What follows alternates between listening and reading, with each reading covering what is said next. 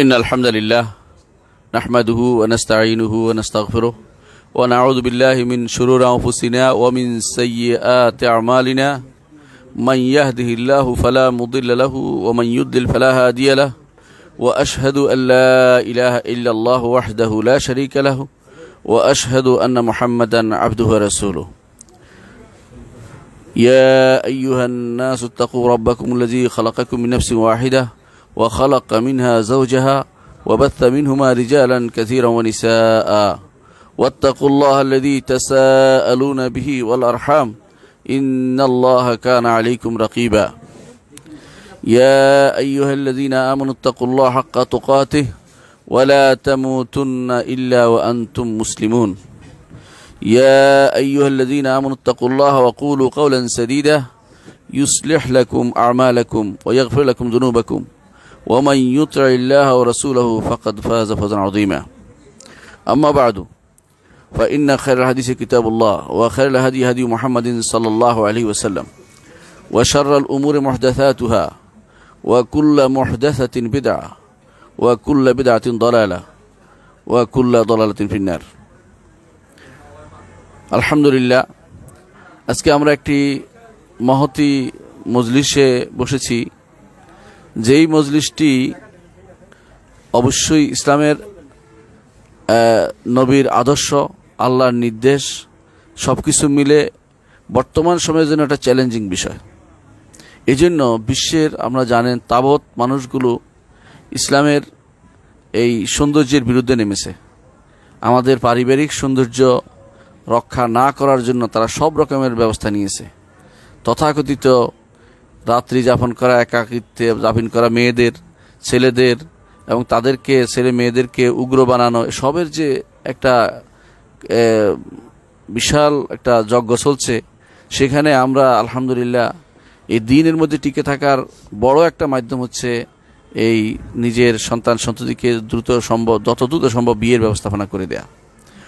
রাসূলুল্লাহ সাল্লাল্লাহু আলাইহি ওয়াসাল্লাম এই বিয়ের বিষয়ে গুরুত্ব দিতে বলেছেন। তিনি বলেছেন, ইজা জাআকুম মান তারদাউনা দীনাহু ওয়া খুলুকাহু ফাযাওয়িজুহু ওয়া ইল্লা তাকুন ফিতনাতুন ফিল আরদি ওয়া ফাসাদুন আরিদ।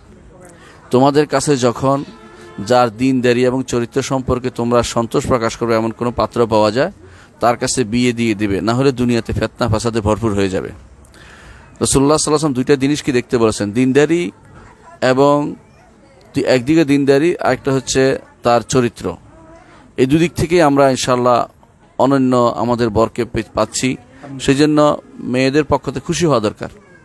অনুরূপভাবে রাসূলুল্লাহ সাল্লাল্লাহু আলাইহি ওয়াসাল্লাম মেয়ে চয়েসের ক্ষেত্রেও যে দিক নির্দেশনা দিয়েছেন, সেখানেও আমি জেনে খুব খুশি হয়েছি যে মেয়ে একদিকে কোরআনের হাফেজা, আরেকদিকে বুখারীর অর্ধেকের মতো হাফেজ। আলহামদুলিল্লাহ, এত বিশাল নেয়ামত এটা। কারণ রাসূলুল্লাহ সাল্লাল্লাহু আলাইহি ওয়াসাল্লাম বলেছেন, তুনকাহুল মারআতু লিআরবা, একজন নারীকে চারটি কারণে বিয়ে করা হয়। একটি হচ্ছে লিমালিহা ওলি হাসাবিহা ওলি জামালিহা ওলি দীনিহা, তার সম্পদের জন্য কেউ বিয়ে করে, কেউ সৌন্দর্যের জন্য বিয়ে করে, কেউ বংশের জন্য বিয়ে করে, কেউ দ্বীনদারির জন্য বিয়ে করে। তারপর রাসূলুল্লাহ সাল্লাল্লাহু আলাইহি ওয়াসাল্লাম বলেছেন, ফাজফার বিজাতি দ্বীন তারিবাতি ইয়ামিনুক, তোমার হাতে মাটি লাগুক, দ্বীনদারিকে তুমি প্রাধান্য দাও। অন্য সবগুলি যদি আপনি একত্র করেন, দ্বীনদারির সাথে কোনো কিছু তুলনা চলে না। দ্বীনদারির কারণেই আপনি জানেন যে উম্মে সুলাইমের বিয়ে হয়েছিল আবু তালহার সাথে। দ্বীনদারির কারণেই রাসূলুল্লাহ সাল্লাল্লাহু আলাইহি ওয়াসাল্লামের যুগে সাহাবায়ে কেরামের বিয়েগুলো অনুষ্ঠিত হতো। এবং রাসূল এটাকে উল্লেখ করেই দিয়েছেন, ইন্নামাল আমালু বিন্নিয়াত ফামান কানাত হিজরাতু ইলাল্লাহি ওয়া রাসূলিহি ফাহিজরাতু ইলাল্লাহি ওয়া রাসূলিহি ওয়া মান কানাত হিজরাতুহু ইলা দুনিয়া আও ইমরাতিন ইয়াতাযাওয়াজুহা ফাহিজরাতু ইলা মা হাজারা ইলাইহি। একজন মানুষের নিয়ত যদি খালেস হয়, তাহলে সেখানে আল্লাহ তাআলা বরকত দেয়। এই জন্য এই দ্বীনদারের এই বিয়েটুকু টিকে থাকুক কিয়ামত পর্যন্ত আমরা দোয়া করি। যখনই এই বিয়ের অনুষ্ঠানগুলো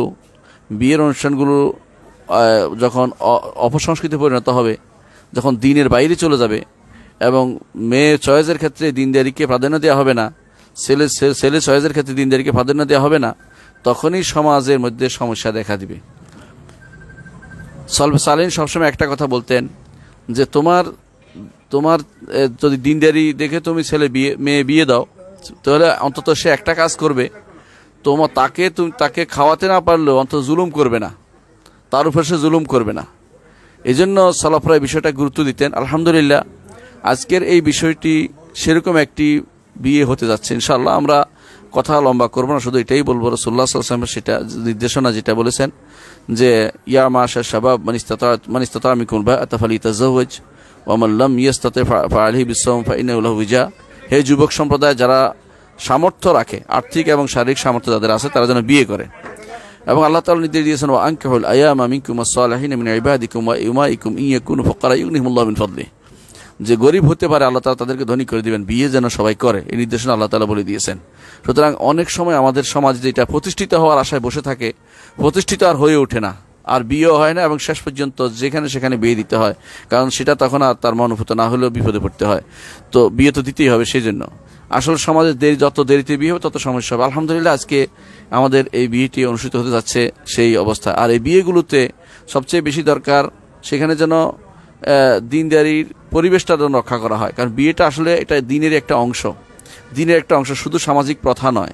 আমাদের সামাজিক প্রথার মধ্যে নিয়ে গিয়ে আমরা সমস্যাটা বেশি তৈরি করে নিয়েছি।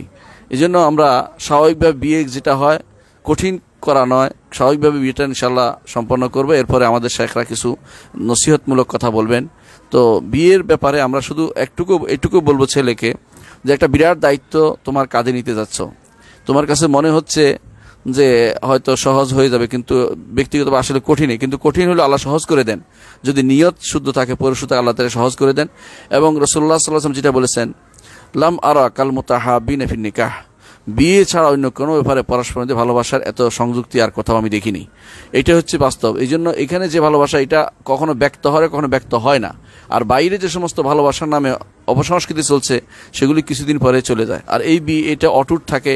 আমরা সেটার অবস্থান দেখি যখন একে অপরের মৃত্যুতে কীরকম একাকী হয়ে যায় এবং কষ্ট পায়, এটা আমরা বুঝতে পারি। সুতরাং আমরা ইনশাআল্লাহ এই বিয়েটাকে সহজ করে আলোচনা করব ইনশাআল্লাহ এখনই। তো বিয়ের প্রথমেই নিয়ম হচ্ছে সেটা হচ্ছে যে মেয়ের অভিভাবক কথা বলবেন। তিনি পাত্রের কাছে নিজের মেয়ের বিয়ের বা নিজের ওলিয়া বা যার অভিভাবকত্ব তিনি নিয়েছেন, তার বিয়ের প্রস্তাবটা তিনি প্রদান করবেন। সেই হিসাবে আমরা ইনশাআল্লাহ এই বিয়েটা সম্পাদন করতে চাইব। আপনি কি এই পাশে আসবেন? আপনি এই পাশে আসবেন,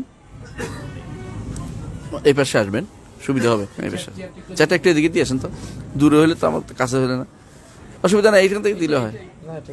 আচ্ছা দেন, বসে মোহরটা বলুন তো।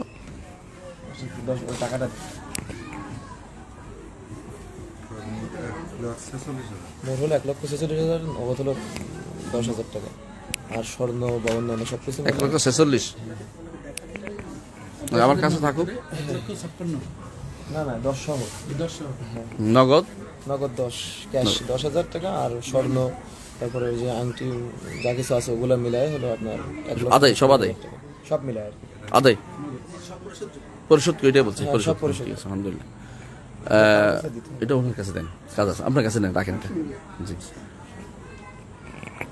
বলেন। আমি আমার কাছে, আমি কাছে না, একটু কাছে, দূর হয়ে গেছে। আমি নাম বলেন। আমি আপনার নাম বলেন। ইমরান সরকার। আমার ভাতিজি, ওনার নাম কি? আপনার ভাইয়ের নাম কি? কিরণ। আমার ভাইয়ের নাম হিরণ আলী সরকার। এর মেয়ে নাম বলেন, ওর নাম কি? হাফসা। এর ওই পিতার পক্ষ থেকে ওলি হিসাবে নিযুক্ত হয়ে আপনি নাম বলেন, আব্দুল্লাহ এরশাদের কাছে 1,46,000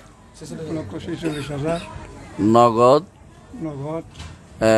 মাহারের বিনিময়ে উপস্থিত সাক্ষীদের সামনে বিয়ের প্রস্তাব করছি।